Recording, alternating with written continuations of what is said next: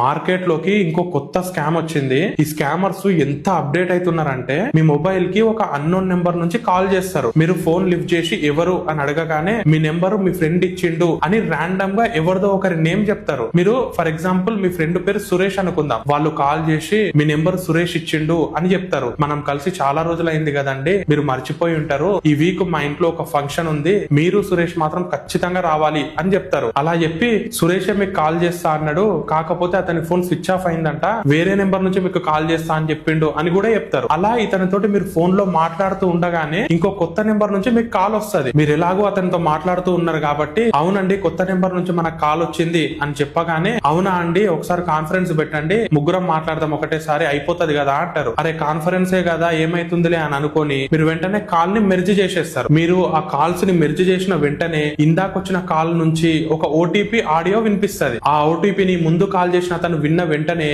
మీ call ని cut చేసేస్తాడు. ఇక్కడ మీ బ్యాంక్ లో డబ్బులు ఖాళీ అయిపోతాయి. తర్వాత మీరు ఎంత ట్రై చేసినా కూడా అది వస్తుందన్న గ్యారంటీ కూడా లేదు.